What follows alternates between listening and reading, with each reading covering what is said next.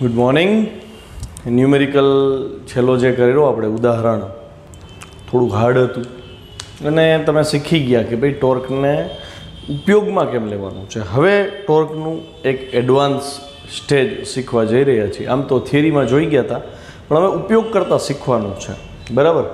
જો આપણે જાણીએ છીએ કે ટોર્ક બરાબર આર ક્રોસ એફ થાય અને એનું મૂલ્ય આર એફ સાઇન થીટા થાય. તો મેં તમને આવું શીખડાવ્યું હતું કે એફને અલગ કરી લ્યો ને તો આર સાઇન થીટા ભેગા થાય ને, આર સાઇન થીટાને આર પરપેન્ડિક્યુલર નામ આવ્યું હતું. થિયરી કરાવી ને ત્યારે કીધું હતું. અને પછી આર પરપેન્ડિક્યુલર માટે મેં લખ્યું હતું કે આર પરપેન્ડિક્યુલર, આર લંબ એટલે બળની કાર્યરેખાનું સંદર્ભ બિંદુથી લંબ અંતર. હવે તમને સમજાય ને કે ટોર્કમાં સંદર્ભ બિંદુનું ઇમ્પોર્ટન્સ શું છે. તમને ડાયાગ્રામથી સમજાવું. જો માની લો કે સંદર્ભ બિંદુ મેં રેન્ડમ ગમે એ લીધું, જરૂરી નથી કે ઉગમ બિંદુ જોઈએ, કોઈ પણ બિંદુ સંદર્ભ બિંદુ બનાવી શકો તમે. તો આ સંદર્ભ બિંદુ લીધું, ત્યાંથી કોઈ એક કણ પી છે તમારા ધ્યાનમાં અને પીનો સ્થાન સદિશ આર છે.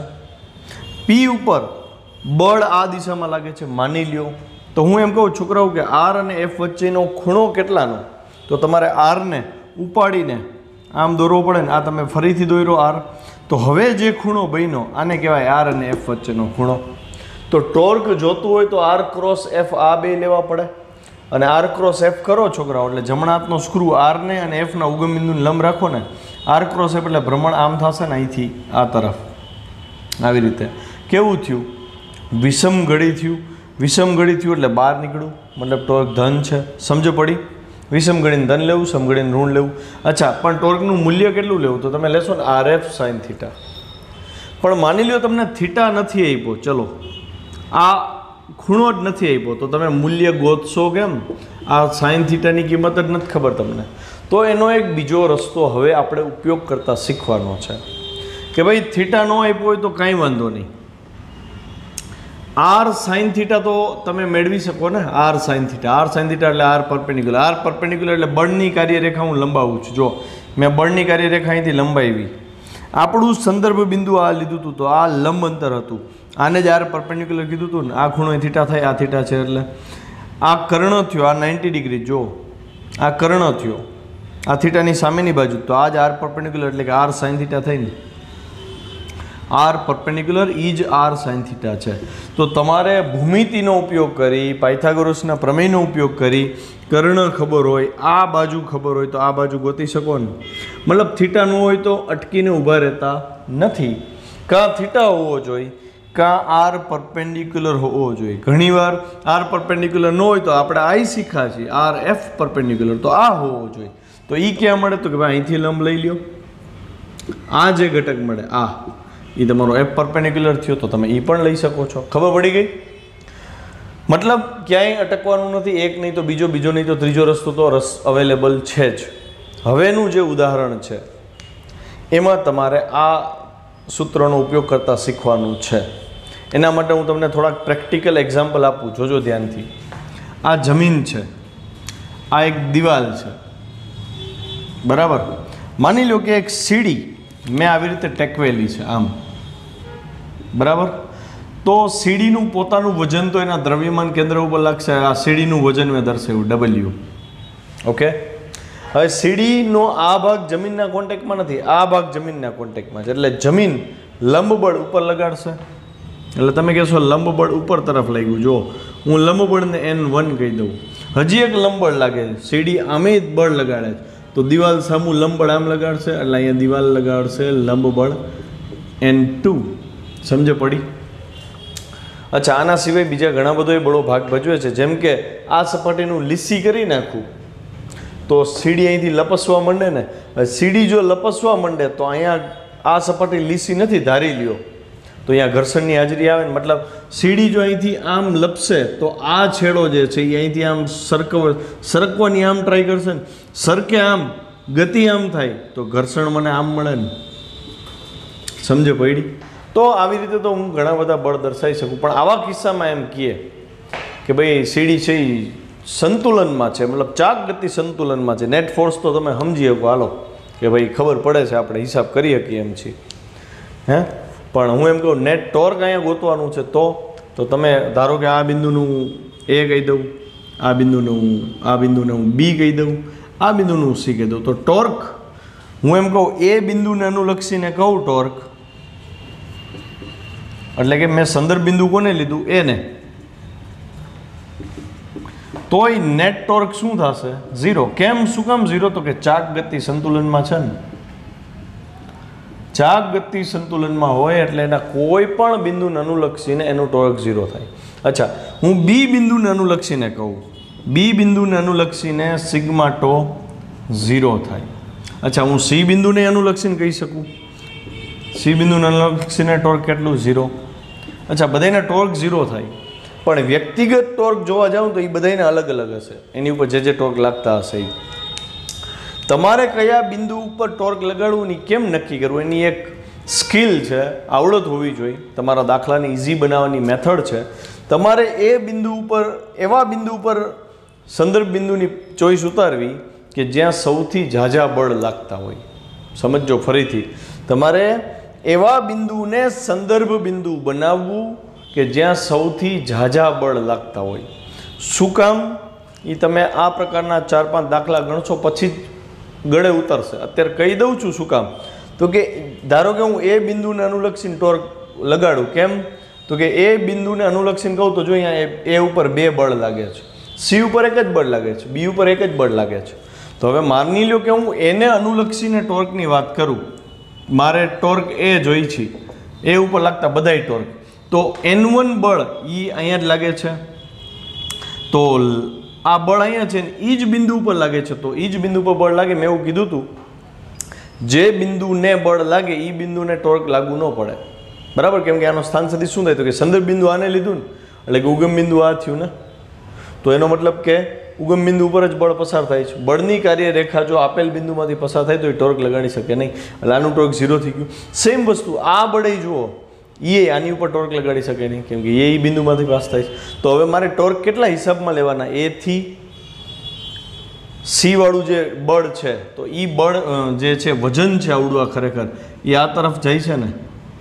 હવે જે આપણે અહીં શીખાતા એ જોજો, હું તમને એ બિંદુએ, બી બિંદુએ અને સી બિંદુએ વારાફરતી ત્રણેય બિંદુઓએ ટોર્ક મેળવીને આપીશ, જેથી કરીને તમને એપ્લાય કરવાની ખબર પડે. તો અહીંયા આપણે શું શીખાતા કે ભાઈ થીટા નથી, અહીં મેં તમને થીટા ક્યાંય આપ્યા જ નથી જો, છતાંય તમારે ટોર્ક જોઈ છે તો આ સૂત્ર તમને કામ આવશે. RF પરપેન્ડિક્યુલર એટલે કે બળ ગુણ્યા બળની કાર્યરેખાનું લંબાંતર. તો જો બળ આમ જાય છે, આ વજન બળ, અને સંદર્ભ બિંદુ કોને લીધું છે મેં? એને. ઓકે, તો બળની કાર્યરેખા જે છે આમ જાય છે, સંદર્ભ બિંદુ આ છે, તો લંબ અંતર આ કેટલું થાય? તો તમારે અહીંથી આ અંતર ગોતવું પડે ને. ધારો કે હું આ બિંદુ ડી કહી દઉં, તો AD અંતર થયું, એટલે ટોર્ક એ બરાબર શું થયું? તો કે AD ક્રોસ W નીચે છે W. હવે એની દિશા તમારે નક્કી કરી લેવાની કે ભાઈ AD આમ જાય છે, W નીચે જાય છે, તો AD ક્રોસ W, એટલે કે અહીંથી આમ સ્ક્રૂ સમઘડી, તો આની દિશા કેવી આવશે? માઇનસ. એટલે તમે લખશો -AD W. સમજો પડી? અહીં ભાઈ થીટા લેવાની જરૂર નથી, કેમ કે ઓલરેડી તમે થીટાની સામેની બાજુ જ લઈ લીધી. જો સમજ પડે છે ને? સેમ વે બીજું કયું લાગે છે? તો કે આ તો મેં લખ્યું, ચલો AD ગુણ્યા W, આ વજન છે ને આ અંતર છે, આ માઇનસ. કેમ? તો કે સમઘડી દિશા હતી. હવે આ N2 બળે લાગે છે ને, તો N2 ને લીધે એ ઉપર ટોર્ક કેટલું લાગે? તો N2 જો આમ જાય છે તો એની કાર્યરેખા હું દોરીશ. N2 ની કાર્યરેખા હંમેશા યાદ રાખજો, ખૂણો ન આપ્યો હોય તો જે બળનું ટોર્ક જોતું હોય, જે સંદર્ભ બિંદુને અનુલક્ષીને જોતું હોય, અહીંયા તમારે કાર્યરેખા દોરી અને આ લંબ અંતર લઈ લેવાનું. હવે માની લો કે આ લંબ અંતર એટલે કે દિવાલની ઊંચાઈ હતી, દિવાલ અહીં સુધીની જ આપણે માનીએ તો દિવાલની ઊંચાઈ h હતી, તો ટોર્ક એ હજી એક એડ કરશે. કયું એ ટોર્ક આવશે? તો કે અહીંયા H ક્રોસ બીજું બળ કયું લાગે છે? N2 જેટલું લાગશે. સમજો પડી? અને લંબ અંતર જ લઈ લીધું છે એટલે ખરેખર અહીં સદિશ ન કરો તો હાલે ને.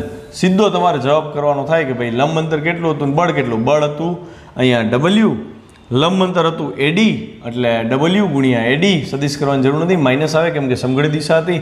હવે આના માટે તમે દિશા નક્કી કરો. જો તો કે સ્થાન સદિશ આમ જાય છે, બળ આમ છે, તો તમે અહીંથી આમ ફેરવશો ને એટલે જો વિષમઘડી દિશા થઈ. વિષમઘડી દિશા થઈ એટલે એ ટોર્ક ધન થશે. N2 અને લંબ અંતર કેટલું હતું? તો કે હાઇટ H જેટલું, એટલે અહીંયા H ગુણ્યા N2. તો મેં એનો હિસાબ કર્યો. આટલું સમજાઈ ગયું? તો એ પર જો મેં બે બળના ટોર્ક હિસાબ કરવાથી બચાવી લીધા. મતલબ જો હું આ દાખલો ગણું તો મને એમ કે ભાઈ તમે કોને સંદર્ભ બિંદુ લેશો, તો હું ચેક કરું છું કે અહીં બે બળ લાગે ને, આને સંદર્ભ બિંદુ લઈ લઉં, આને સંદર્ભ બિંદુ લઈ લઈશ ને એટલે બે બળોનો હિસાબ નીકળી જ જશે, કેમ કે આના લીધે ટોર્ક અહીંયા લાગશે જ નહીં. તો મારે બે ટોર્કને સોલ્વ કરવાના રહી. એની બદલે માની લ્યો મેં સીને સંદર્ભ બિંદુ લીધું હોત તો મારે આનો હિસાબ ન કરવો પડત, કેમ કે ડબલ્યુનું જે ટોર્ક છે એ સી બિંદુને અનુલક્ષીને 0 થઈ જાય. તો હવે સી બિંદુને અનુલક્ષીને બે બળ છે, એક આ, બીજું આ, ત્રીજું આ, તો મારે 3 ટોર્ક ગણવા પડત. એવી જ રીતે જો હું બી બિંદુને અનુલક્ષીને વાત કરત, આને સંદર્ભ બિંદુ બનાવત, તો મારે આનો હિસાબ ન કરવો પડત, કેમ કે એ બી બિંદુમાંથી જેની કાર્યરેખા પસાર થાય એટલે એ ટોર્ક લગાડી શકે નહીં. તો બીમાંથી એક ટોર્ક ડબલ્યુનું મળે, એક ટોર્ક એફનું મળે, એક ટોર્ક એનનું મળે, એટલે મારે 3 ટોર્કનો હિસાબ કરવો પડે. સમજાણું? તો હવે હું સી બિંદુને અનુલક્ષીને ચર્ચા કરું છું, બરાબર? તો અહીંયા જ લખી નાખું છું, સી બિંદુને સંદર્ભ બિંદુ લેતા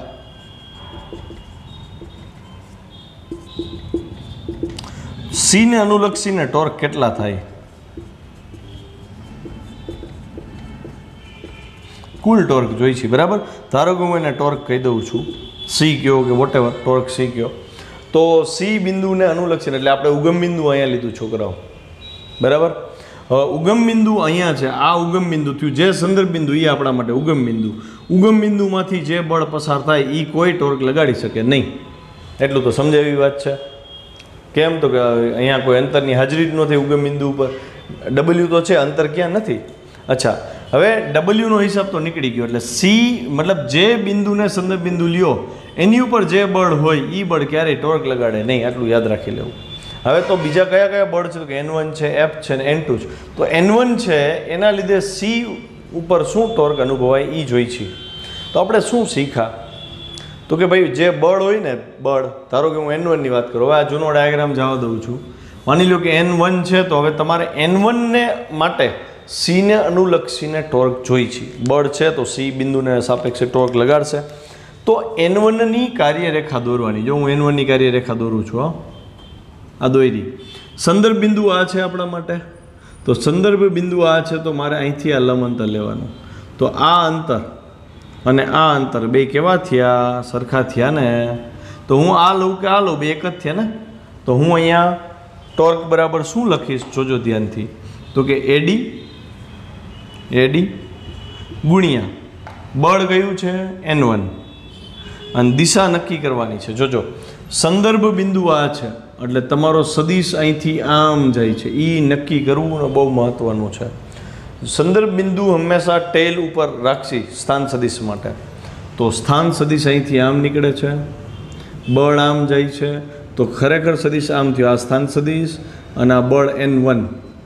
તો R ક્રોસ N કઈ દિશા થઈ? જો સમઘડી દિશા થઈ, એટલે આ ટોર્ક તમને કેવું મળ્યું? નેગેટિવ. N1 નું કામ પૂરું થયું. હવે મારે વાત કરવાની છે કોની? તો કે હવે એફને લીધે જે ટોર્ક લાગે છે એની. તો ફરીથી ખૂણા આપણી પાસે એમાં કંઈ છે જ નહીં. સંદર્ભ બિંદુ શું છે? આપણું સી છે. તો હું એફની કાર્યરેખા દોરું. જો આ એફ બળ તો આ હતું જ, એની કાર્યરેખા દોરું છું. આ કાર્યરેખા દોરી. સંદર્ભ બિંદુથી આ લંબ અંતર લેવું પડે. તો આ અંતર થયું છોકરાઓ, આ અંતર કેટલું? જો અંતર સી થી ડી છે, તો મારે અહીંયા બીજું ટોર્ક લખવું પડે, CD ગુણ્યા એફ. આ સદિશ ગુણાકાર નથી હો, લંબ અંતર એટલે કે R પરપેન્ડિક્યુલર છે ગુણ્યા એફ છે, સીધું એ જ મૂકી દઉં છું. તો CDની દિશા છોકરાઓ, સી ઉગમ બિંદુ છે એટલે સ્થાન સદિશ સી થી જ સ્ટાર્ટ થાય અને ડી ઉપર આપણે સ્થાન સદિશ લઈ તો નીચે જાય છે. તો આ CD મેં ડ્રો કર્યો, ઓકે, નીચે તરફ જાય છે, બરાબર? સ્થાન સદિશ થયું આવડું. અને બળ આમ જાય છે, તો બળને ઉપાડીને એનું ટેલ આના ટેલ ઉપર આવે, એફ થયું. તો R ક્રોસ એફ કરો એટલે જો ભ્રમણ આમ થાય છે, કેવું થયું? વિષમ ઘડી ભ્રમણ થયું. તો તમે અહીં શું કરશો? Sine plus. ખબર પડી? અચ્છા, હજી એક બળ બાકી છે, કયું? N2. તો હું ફરીથી જોજો N2 ની કાર્યરેખા દોરીશ અને મારે સી બિંદુ સંદર્ભ બિંદુ છે, મારે આ લંબ અંતર લેવું પડે. તો અહીંથી આ લંબ અંતર કેટલું થાય? આનો હિસાબ તમારે જીઓમેટ્રીથી મેળવવો પડે. આ બિંદુને હું એવું કહી શકું કે ભાઈ કુલ ઊંચાઈ h છે, આ c છે આનું મધ્ય બિંદુ હતું, તો અહીંથી આમ લંબ લઉં તો આ જે છે એ hનું મધ્ય બિંદુ થાય, મતલબ આ હાઈટ છે એ h/2 થઈ કે નહીં, તો c થી આ ઊંચાઈ પણ h/2 થઈ ને. તો જો આ લંબ અંતર થયું h/2 અને આ ટોર્ક બળ થયું n2, એટલે હું અહીં લખીશ ત્રીજું ટોર્ક h/2 ગુણ્યા n2. હવે એની દિશા નક્કી કરવાની. જો h/2 કઈ તરફ જાય છે તો કે સંદર્ભ બિંદુથી h/2 ઉપર લેવાના, એટલે h/2 આપણને ઉપર મળ્યા, સ્થાન સદિશ જ છે. બળ જો આમ જાય છે તો તમારે એ અહીંથી દોરવું પડે, આના ટેલથી, બધાય સ્થાન સદિશ અને ફોર્સ ટેલથી ડ્રો કરવા પડે. તો આ n2 થયું. હવે જો આ સ્થાન સદિશ છે તમારો r બરાબર h/2, તો તમારો સદિશ છે આમ ભ્રમણ આપશે, તો વિષમઘડી દિશા થઈ. તો અહીં તમે શું લખશો? અહીંયા પ્લસની સાઇન આવશે, મતલબ તમારે 3 વાર હિસાબ કરવો પડ્યો. તો હું તો સીને ન લઉં સંદર્ભ બિંદુ તરીકે, હજી તો મેં તમને આને સંદર્ભ બિંદુ લઈને સમજાવ્યું, સીને લઈને સમજાવ્યું, હજી બીને લઈને સમજાવીશ, જેથી કરી તમને કોન્સેપ્ટ ગળે ઉતરે. પછી તમારે નક્કી કરવાનું તમારે કોને સંદર્ભ બિંદુ લેવું છે, અઘરું બનાવવું કે ઇઝી બનાવવું. તો એનો હિસાબ હું અહીંયા કરીશ, જોજો ધ્યાનથી. બી સંદર્ભ બિંદુ હોય તો જેને સંદર્ભ બિંદુ લ્યો એની ઉપર જે બળ લાગે એ ક્યારેય ટોર્ક ઉત્પન્ન કરી શકે નહીં, કેમ કે એ બળ પોતે સંદર્ભ બિંદુમાંથી પાસ થાય. તો અહીંયા n2 બળ છે એ બીમાંથી પાસ થાય છે, n2 બીમાંથી પાસ થાય છે, તેથી તે ટોર્ક ઉત્પન્ન કરે? ઉત્પન્ન ન કરે. તો હવે બાકીના બળ કેટલા વધ્યા એ ટોર્ક લગાડશે. તો કે ટોટલ બળ વધ્યા કયા કયા? તો કે એક તો આ વજન બળ છે. જો હવે જૂનો ડાયાગ્રામ કાઢી નાખું છું, ભૂલ ન પડે એટલે. તો ટોટલ જે બળ વધ્યા, એક બળ છે W. અરે યાર રેકોર્ડિંગ ચાલુ છે, આવીને બેસી જવાય.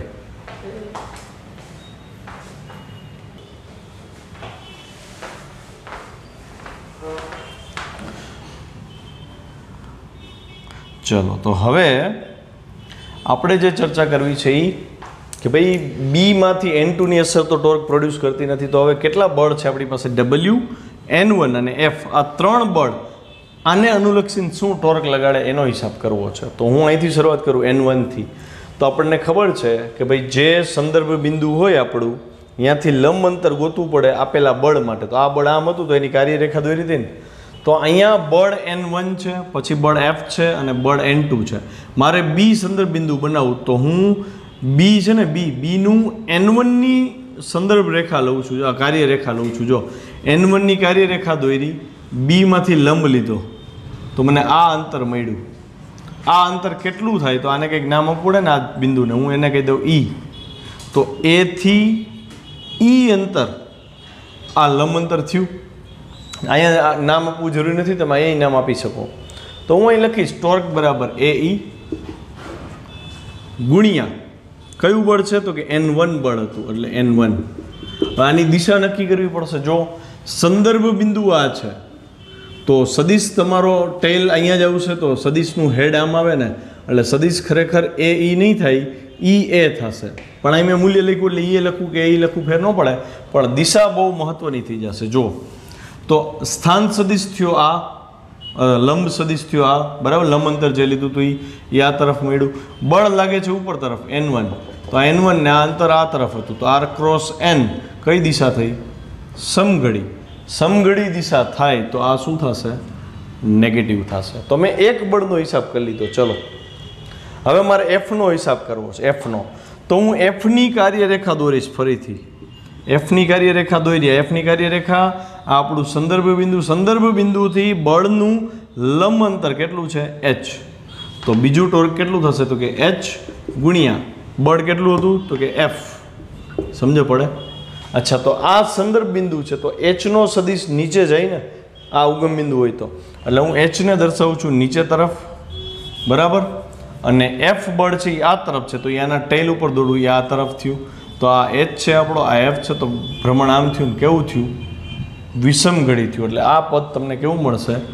પોઝિટિવ મળશે. સમજો પડી? અને હવે છેલ્લું પદ W વાળું, તો મારે W ની કાર્યરેખા દોરવી પડે. જો આ દોરી, બરાબર. તો ડબલ્યુની કાર્યરેખા જે દોરી એ અહીંયાથી કેટલા લંબ અંતરે થઈ, તો કે ભાઈ અહીં નીચે આવો જો ડીઈ જેટલા લંબ અંતરે થઈ છે. તો હું અહીંયા લખીશ ડીઈ લંબ અંતર અને બળ કેટલું છે, તો કે ડબલ્યુ એટલે ગુણ્યા ડબલ્યુ. તો એનો સદિશ દોરું ડીઈ છે એ બી માટે ઈડી થશે, મતલબ ઈથી બી છે એટલે ડીઈ સદિશ અહીં દોરવો હોય તો એ આ દિશામાં આવશે ને, એટલે હું સ્થાન સદિશ લઈશ આમ ઈડી. અને જે એનું બળ હતું બરાબર ડબલ્યુ, આ બળ આપણે લીધું હતું ને, તો ડબલ્યુ ક્યાં લાગે છે, તો કે નીચે તરફ. એટલે ડીઈ ક્રોસ ડબલ્યુ કરો તો ભ્રમણ આમ થયું, એટલે આ કેવી દિશા થઈ, વિષમ ઘડી, એટલે એ પ્લસ આવશે. તો આવી રીતે અલગ અલગ રીતે મેં તમને ટોર્ક ગોતતા શીખડાવ્યા. સૌથી ઇઝી તમે જોઈ લીધું કે ભાઈ એ જ પડશે જ્યાં ઝાઝા બળ લાગે ને. એટલે જે ખીચડી થઈ ગઈ ને, છેલ્લે ખીચડી થઈ ગયું એવું લાગ્યું હશે.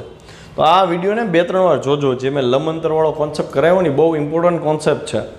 અને હવેથી એવા જ MCQ કે એવા જ દાખલા આગળ જતા આવશે કે જેમાં થીટા નહીં હોય. તમારે લંબ અંતર લઈને જ કામ ચલાવવાનું છે. તો લંબ અંતર લેતા શીખવાનું છે.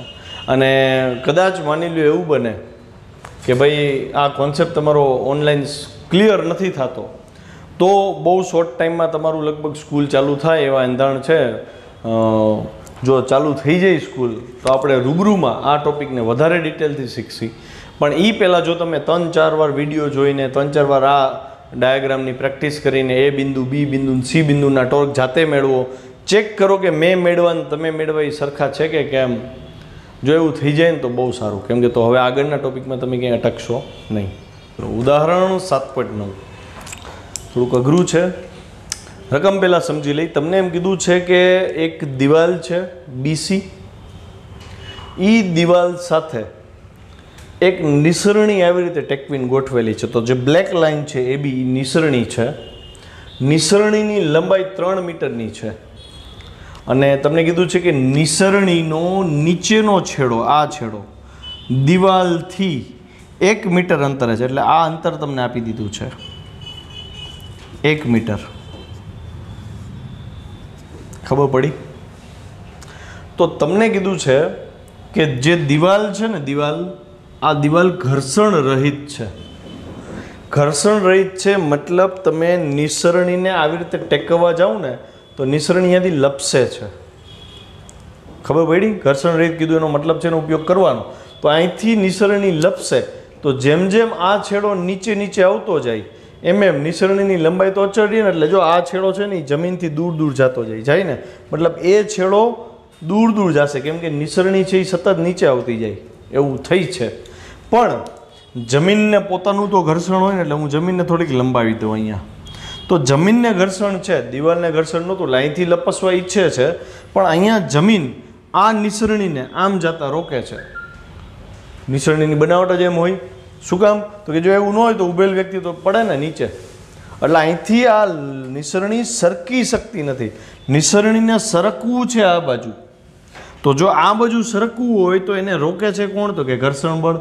તો સરકવાની ગતિ આ તરફ છે તો ઘર્ષણ બળ આ તરફ થાય ને. તો હું અહીંયા તમામ બળોને રેડ લાઇનથી દર્શાવવાનો છું, જોજો ધ્યાનથી. તો અહીંયા જે ઘર્ષણ બળ અનુભવાય છે એ આ અનુભવવાનું. આને હું દર્શાવું છું નિસરણી પર લાગતા ઘર્ષણ બળથી. બરાબર છે? અચ્છા, બીજી વસ્તુ, નિસરણીનું ગુરુત્વ કેન્દ્ર મેં અહીં દર્શાવી દીધું છે. નિસરણીનું ગુરુત્વ કેન્દ્ર જે છે એ ડી છે. તો હું એવું કહી શકું કે દરેક બળ છેલ્લે તો નિસરણી ગુરુત્વ કેન્દ્ર ઉપર લાગે, પણ વજન બળ છે એ તો ગુરુત્વ કેન્દ્ર ઉપર લાગે. તો હું વજન બળને એના ગુરુત્વ કેન્દ્ર ઉપર દર્શાવી દઉં. મતલબ નિસરણીનું વજન હું અહીં દર્શાવું છું, જોજો. તો આ થયું W, નિસરણીનું વજન છે. એક બળને બહુ ચીવટપૂર્વક દર્શાવતા જવા પડશે. પછી તો કે હજી આ નિસરણીનું તમામ વજન આ બિંદુએ અનુભવાય. મતલબ W જે વજન નીચે છે ખરેખર અનુભવાય અહીંયા.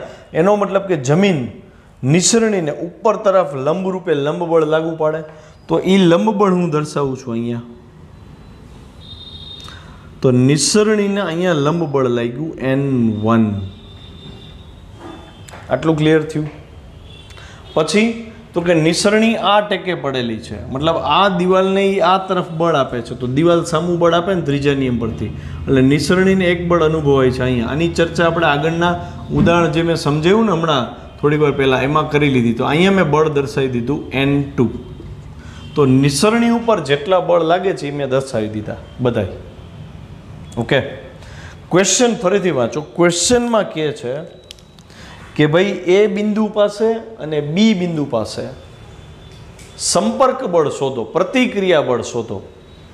તો હું એવું કહીશ અહીંયા કે મેં તમને આગળ 5મા ચેપ્ટરમાં ભણાવ્યું હતું કે ભાઈ સંપર્ક બળ છે એ બે ઘટકનો બને. એક તો લંબ બળનો બને, લંબ બળ, અને બીજું બને ઘર્ષણનો. આ બે ભેગા થાય ને ત્યારે સંપર્ક બળ બને. એટલે કે સદિશ આરથી દર્શાવાય સંપર્ક બળને, અને લંબ બળને દર્શાવાય N થી, ઘર્ષણ બળને દર્શાવાય F થી. જ્યાં ઘર્ષણ બળ ન હોય એ જગ્યાએ સંપર્ક બળ કયો કે લંબ બળ કયો બે એક જ હોય. પણ જ્યાં ઘર્ષણ બળ હોય તો અહીંયા તમારે લંબ બળ અને ઘર્ષણ બળનો સરવાળો કરી અને પરિણામી બળ મેળવવું પડે, સંપર્ક બળ. તો તમને કીધું છે નિસરણીના બે છેડા ઉપરના સંપર્ક બળ શોધો. તો હું એવું કહી શકું ને કે ભાઈ નિસરણીના આ છેડે ઘર્ષણ હતું જ નહીં, તો લંબ બળ એ જ એનું સંપર્ક બળ થશે. બરાબર છે? તો હું આને જ સંપર્ક બળ કહી દઈશ R2. ઓકે, અચ્છા, અહીંયા તો કે અહીંયા તો જો લંબ બળ છે ને ઘર્ષણ બળ છે, તો તમારે અહીંયા સંપર્ક બળ જોતું હોય તો તમારે સદિશના આ બે ઘટક થયા, હું સમાંતર બાજુ ચતુષ્કોણની રીત લાગુ પાડું, જોજો ત્યાંથી પછી આ હું ઇમેજ ભૂસી નાખીશ.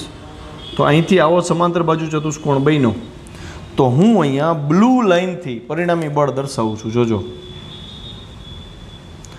આ જે બળ મળ્યું આને હું કહીશ રિએક્શન ફોર્સ, સંપર્ક બળ.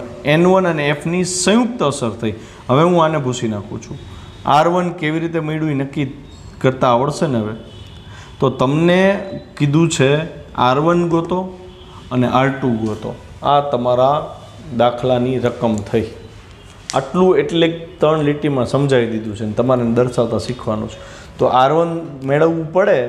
R1 જોતું હોય તો N1F જોશે, R2 જોતું હોય તો N2 ગોતવું પડે. અચ્છા, હવે તમે જોઈ શકો છો કે ઘર્ષણ બળ છે એટલે સીડી સરખી તો શકવાની નથી, મતલબ સીડી સ્થિર પડી.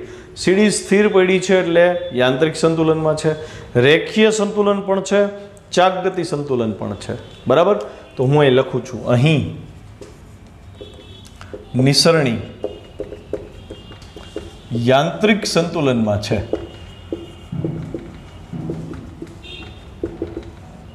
ઓકે, હવે યાંત્રિક સંતુલન છે એનો મતલબ રેખીય સંતુલન છે ને ચાક ગતિ સંતુલન. તો હું સૌપ્રથમ હિસાબ કરીશ રેખીય સંતુલન માટે.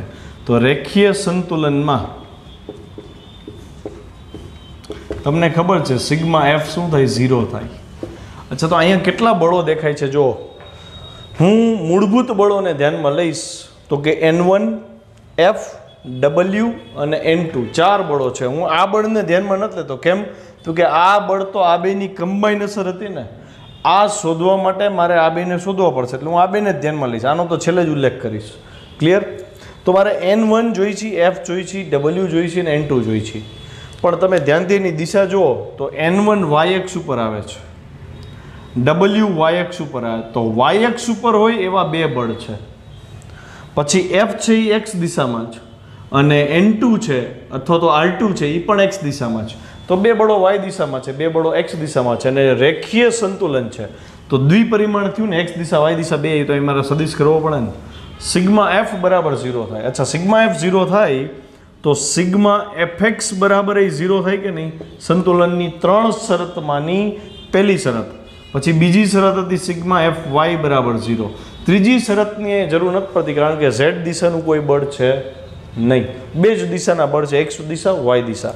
અચ્છા, તો સિગ્મા Fx 0, તો x દિશામાં ક્યાં ક્યાં બળ છે જુઓ. તો કે એક બળ આ છે F, ધન x અક્ષ દિશામાં છે એટલે પ્લસ F આવે. પછી N2 બળ છે જો ઋણ દિશામાં છે એટલે ઋણ આવશે. તો હું સિગ્મા Fs માં લખીશ, જોજો F પછી N2 એ ઋણ થયા બરાબર શું આવ્યું તો કે 0.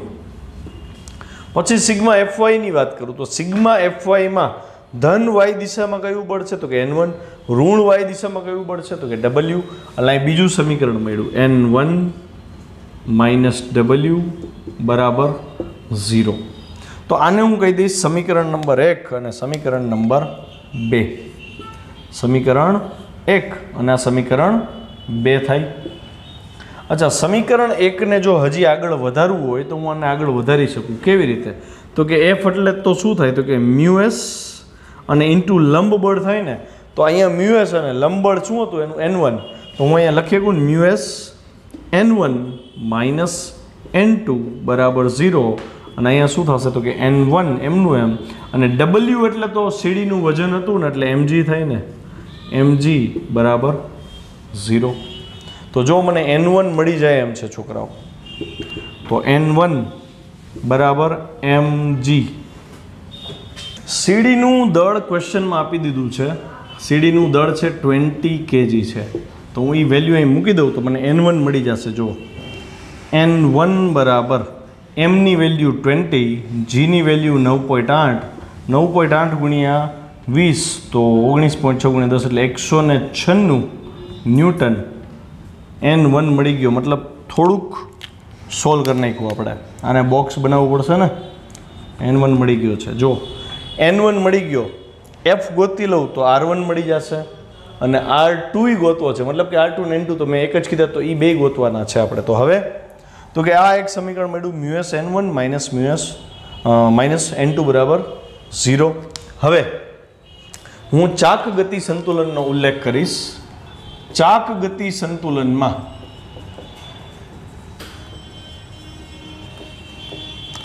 સમેશન ટો એટલે કે નેટવર્ક શું થાય 0. તો અહીંયા મારે સંદર્ભ બિંદુ નક્કી કરવું પડે. છોકરાઓ મેં તમને ટેકનિક શીખવાડી હતી. સંદર્ભ બિંદુ કેમ નક્કી કરવું? જે બિંદુ પર સૌથી ઝાઝા બળો લાગે એ આપણું સંદર્ભ બિંદુ. તો તમારે ટોર્કના કેલ્ક્યુલેશન ઘટી જશે. તો અહીંયા તમે જો એ બિંદુ છે, ત્યાં એક તો N1 બળ લાગે છે અને એક F બળ લાગે છે. તો આ બે બળો એ બિંદુમાંથી જ પસાર થાય છે, એટલે આ બે બળો ટોર્ક ઉત્પન્ન કરી શકે નહીં. તો હું એ બિંદુને સંદર્ભ બિંદુ લઈ લઈશ. સંદર્ભ બિંદુ તરીકે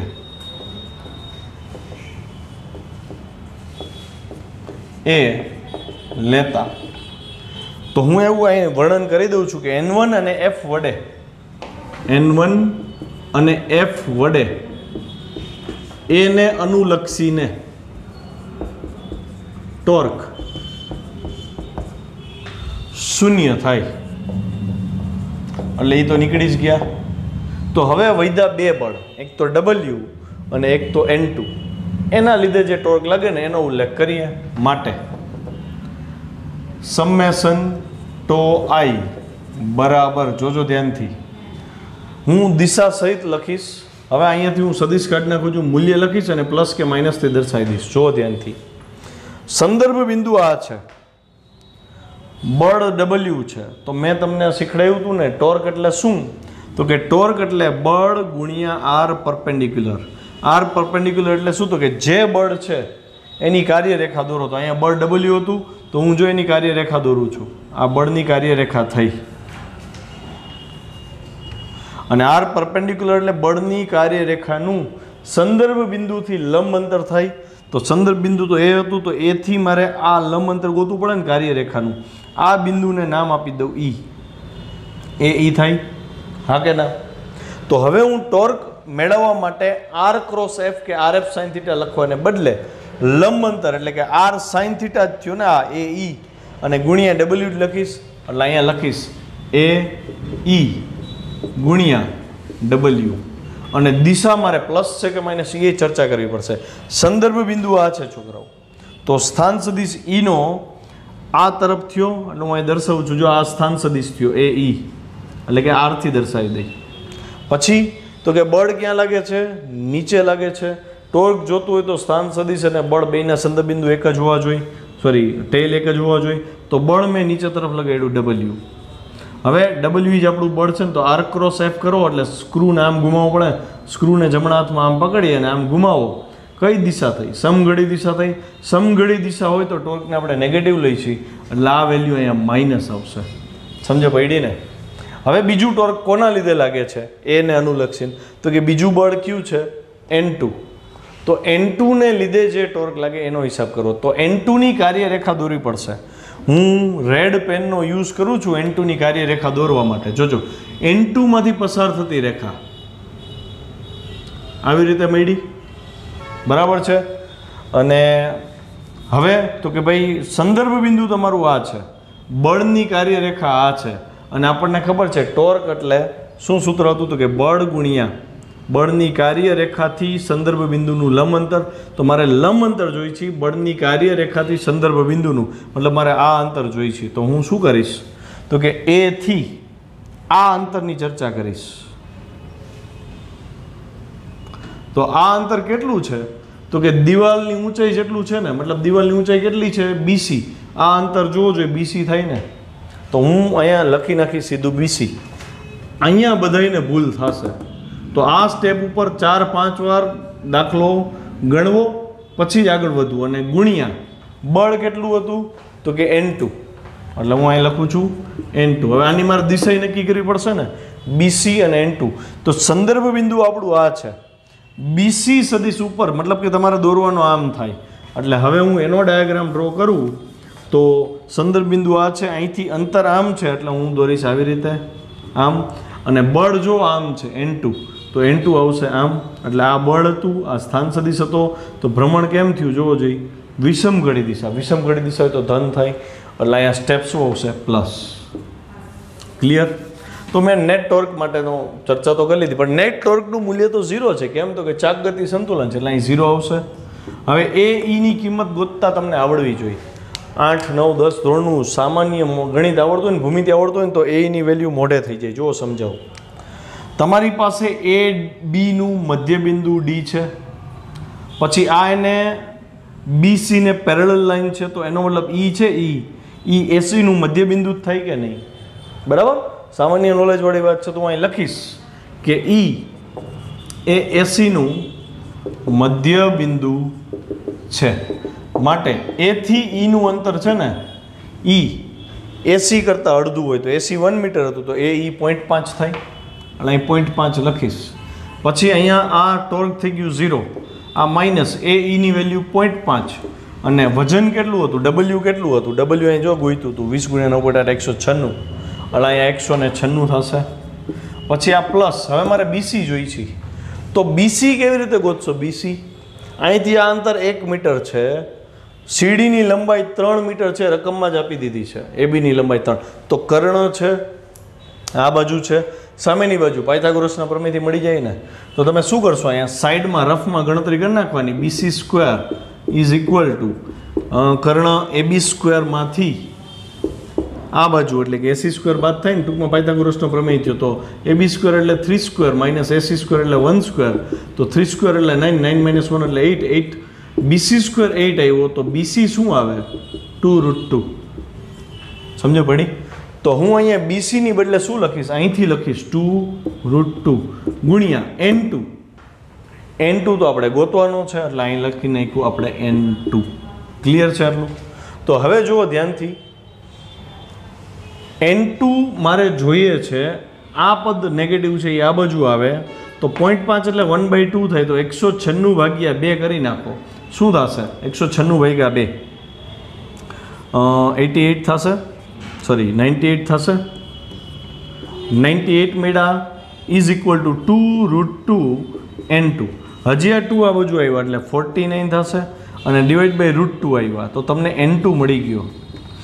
બરાબર? તો √2 ની વેલ્યુ થઈ 1.41. કેલ્ક્યુલેટર લ્યો ફટાફટ, અને આની કિંમત જે આવે એ તમારે મને ગણીને મોકલવાની છે. તો N2 મળી ગયો. તમને એક સંપર્ક બળ ગોતવાનું કીધું હતું, એ જ N2 એ જ સંપર્ક બળ હતું, એટલે આના બરાબર જ R2 થાય, તો એક તમને જવાબ મળી ગયો. તો આટલો હિસાબ તમારે મને કરીને મોકલવાનો છે. પછી તો કે હવે N2 તમને મળી ગયો છે, બરાબર, N1 તમને મળી ગયો છે, રકમ ચેક કરો, એમાં તમને ઘર્ષણાંક આપ્યો હશે μs. તો તમારે N2 ની કિંમત, N1 ની કિંમત આ સમીકરણમાં મૂકવાની છે. આ સમીકરણને હું નંબર આપ્યો તો આપણે 1, આને આપણે નંબર આપી દઈ 3. તો સમીકરણ 3 અને આને આપણે નંબર આપવો પડશે ને, આને 3 કહી દઈએ અને આને 4 કહી દઈએ. તો સમીકરણ 3 અને 4ની કિંમત 1 માં લેતા તમને F મળશે. જો ઘર્ષણ બળ મળી જશે, મતલબ મ્યુએસ મ્યુએસ મળી જશે N1 અને N2 પરથી. જો પાછી ભૂલ પડી. તો એક નાનકડું કરેક્શન, મેં મ્યુએસ N1 કરાવ્યો હતો, રકમ મેં જોઈ હમણાં જ. મ્યુએસ તો આપ્યો નથી. અને બીજું આપણે જોતું હતું R1, તો મારે F ગોતવો છે ને, તો હું શું કરું છું, Fની બદલે મ્યુએસ N1 હતો ને, અહીંયા એક કરેક્શન કરી નાખો, Fનો F જ રાખી દઈએ આપણે, બરાબર. F - N2 બરાબર 0. હવે આ સમીકરણ એમનું એમ છે. તમને અહીંયા N2 મળી ગયું છે, તો આગળનું સ્ટેપ શું થશે તો હું અહીં લખીશ, સમીકરણ 1 પરથી સમીકરણ 1 શું કહે છે જુઓ, તો કે F - N2 બરાબર 0 છે. N2 આ બાજુ આવે તો F બરાબર N2 થાય ને, તો અહીંયા F બરાબર શું મળ્યું, તો કે F = N2. N2 તમે અહીંયા ગોતી લીધા છે, તો અહીંયા જે N2 મળ્યા એ જ તમારા માટે ઘર્ષણ બળ થશે. ઓકે, તો આ તમારે કરવાનું છે.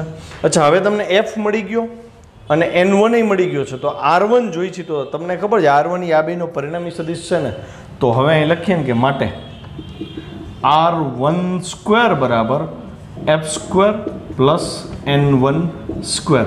તો Fની કિંમત અહીંથી લ્યો, N1ની કિંમત 196 અહીંથી લ્યો, બે કિંમતો મૂકી દો, F1 N1ની કિંમતો અહીં મૂકી દો અને R12 મળશે. તો તમને તો R1 ગોતવાનું કીધું, એટલે જે કિંમત આવે એનું વર્ગમૂળ લઈ લેવાનું તમારે, F² + N12, એટલે તમને R1 બળ પણ મળી ગયું. તો તમને છોકરો R1 અને R2 ગોતવાનું કીધું હતું, બરાબર.